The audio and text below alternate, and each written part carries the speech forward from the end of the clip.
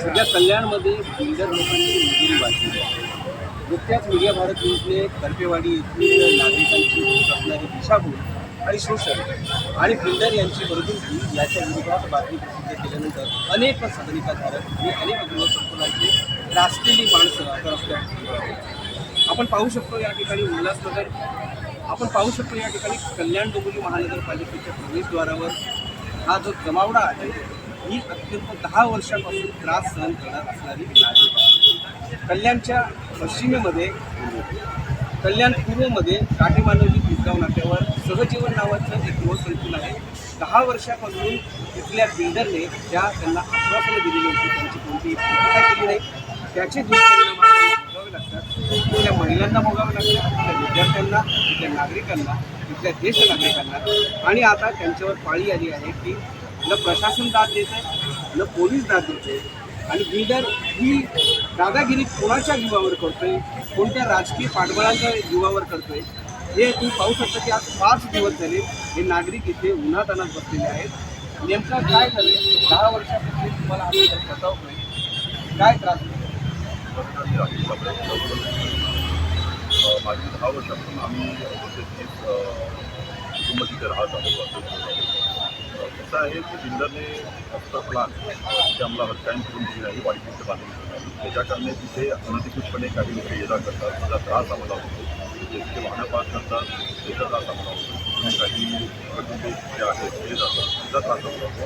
आता त्यांनी वाढी भिंत काढून आमच्या विमानाची एक होती त्यापासूनचा गुन्हा देखील आम्हाला आल्याच्या भूमिका दिल्या.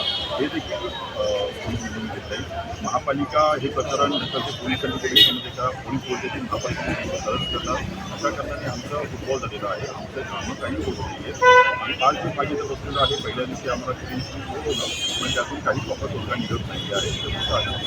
काही प्रॉपर तोडगा निघत नाही. आम्हाला ह्याच्यावरती कायम महानगरपालिका आणि पोलीस प्रशासन यांनीपासून कायम तोडगा काढून आम्हाला यासाठी वाढी भिंत बंद करून द्यावी आणि जे काही चालू आहे त्याच्यामध्ये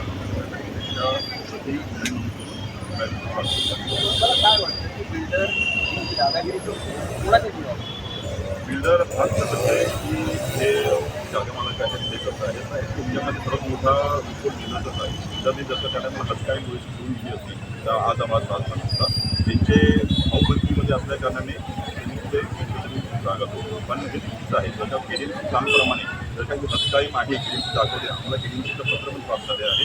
त्यामध्ये त्यांनी क्लिअर कट लिहिलेलं आहे की वाढी भिंतीसह हक्क कायम आहे आमच्याकडे. त्या कारणे आणि आता हे काय सांगतात की जर का तुम्ही ही वाट बंद केली तर आम्ही तुमचा भेटचा रस्ता देखील बंद होणार. जो अप्रोच पण ती पण दादागिरी करतात की आमच्या महानगर ती लाईन आलेली ती थांबवली तरी त्यांनी सोडून दिली नाही. त्यांनी 3दा रिटर्न पाठवलं. रस्त्याचं काम करायला आले ते पण रिटर्न पाठवलं. ही जागा आमची आहे पण मुळात ती जागा त्यांची पहिल्यांदा होती पण आता नाही आहे. ही बिल्डिंगची अप्रूव्ड जागा आहे. सो ह्याच्यामध्ये कोणाचाही अधिकार नाही. आम्हाला ह्याच्यामध्ये बिल्डरही दोषी आहे, जे जागा माल तिकडे आहेत ते दादागिरी ते पण दोषी आहेत, केडीएमसी पण दोषी आहेत, पोलीस प्रशासन देखील तेवढं दोषी आहे. कारण की ते कोणाच्या तरी स्थानिक लोकप्रतिनिधीच्या दबावाने हे काम करत नाही आहे. केडीएमसी असू द्या किंवा पोलीस प्रशासन. खरं तर मध्यमवर्गीय माणूस हा 1-1 रुपया जमा करून आपल्या कुटुंबासाठी एक सुरक्षित निवारा शोधत असतो. परंतु ज्या लोकांच्या भरोशावर तो आपला निवारा शोधतो ते जर अपार्थ आणि नालायक मिळत असतील तर निश्चितच अनेक लोकांना याचा त्रास करावा लागतो. ही दादागिरी जी असते बिल्डर एकटा करत नसते. त्याच्यामध्ये अधिकारी जेव्हा खर्च करतात त्यांच्या निश्चितच राजकीय लोक त्याच्यासोबत असतात. काही 10 वर्ष झाले हा त्रास नेमका काय काय आमचा जो पुणे लिंक रोड जो आहे तिथून आमची जागा आहे, आमचा रस्ता चालू होतो. तिकडनं आम्ही येता करतो. कॉर्नरलाच बार आहे. आमचे लहान मुलं आहेत, लेडीज जातीचे येतात, जॉबवरून येतात. त्यांना भीती वाटते की कोणी एवढ्या अंगावर येईल का, आम्हाला त्रास होईल का, की कोणी आम्हाला चेडेल का. कारण तिथे कॉर्नरला टपरी होती, आता ती काढली. पण त्याने पण सिगरेट कुंकून सगळे मुलांमध्ये सगळे लहान मुलांपासून छोटे छोटे जे पण असं त्यांनाही त्रास होतो. आणि जे ज्येष्ठ नागरिक आहेत तिथून ये जा करतात त्यांनाही प्रॉब्लेम होतो. आणि लेडीजचा तो सगळ्यात मोठा प्रॉब्लेम हा आहे की पेऊन सगळे लोक तिकडे बाहेर बसलेले असतात आणि सिगरेट फुंकत असतात. त्यामुळे आम्हाला तो खूप त्रास आहे. तो रस्ताही आमचा व्यवस्थित बनवून दिलेला नाही आहे. गॅसची पाईपलाईन अडवली आहे आणि नेहमी आम्हाला हाच त्रास किती दिवस सहन करणार आहे. आमची पण काही हे आहे. काय त्रास होतो तुम्हाला? भरपूर आता आम्हाला येऊन 10 वर्ष झाली. पण ते म्हणजे ते लोकं येत असतात, गाड्या येत असतात. म्हणजे अशी आमची सोसायटीच आहे. म्हणजे कोणी येऊन गाड्या लावतो तरी ते लक्ष देत नाही. त्यामुळे असं वाटतं की त्यांचंच एकमेकांचं काहीतरी असं आम्हाला वाटतं आणि याच्यावर काहीतरी मार्ग काढावा. त्याच्यासाठी आम्ही 5 दिवसामध्ये आम्ही तिकडे करत राहणार ना. आम्ही कोचिंग करत राहणार, सुटत नाही तोपर्यंत. कारण आपण इथून पुढे आम्ही आमरण उपोषण चालू करू. आता इथून पुढे आम्ही आमरण उपोषण चालू करू. आमचा प्रॉब्लेम सॉल्व्ह झाल्याशिवाय तर सोसायटी म्हटलं की समाजाला आणि त्यातल्या त्या सहजीवन सोसायटी ह्या सगळ्या नागरिकांनी भूमिकाधारकांनी इथे एकजूट दाखवलेली आहे.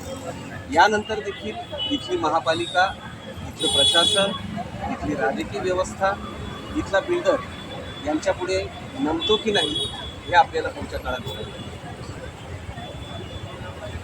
कस्तुरी देसाई मॅडम मनसे काढली.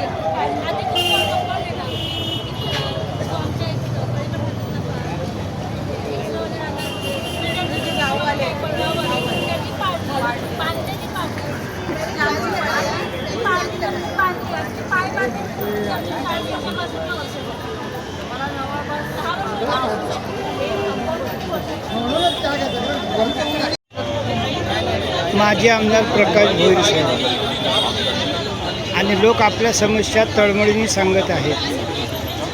आज एक उत्साहाचं वातावरण निर्माण झालेलं आहे. पलीकडे कविता देसाई मनसेच्या कार्यकर्त्या आहेत.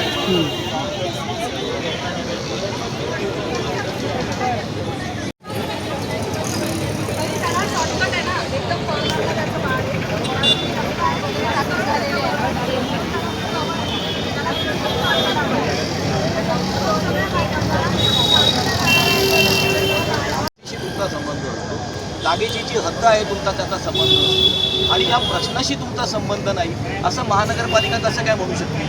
म्हणजे पोलीस आहेत त्यांचं सुद्धा तेच म्हणणं आहे. आणि ह्या दोन्ही यंत्रणा जर एकमेकांकडे टोलवाटोली करत असतील तर लोकांना रस्त्यावरती उतरून तिथे ठाण मांडून आपल्या न्यायासाठी दाद मागण्याशिवाय दुसरा कुठलाही मार्ग उरत नाही. हे जनतेचं आंदोलन आहे, लोक चळवळ आहे. त्यामुळे कायद्याने बघा लोक चळवळ या ठिकाणी पाठिंबा देण्यासाठी म्हणून आम्ही सगळे कार्यकर्ते इथे उपस्थित आहोत.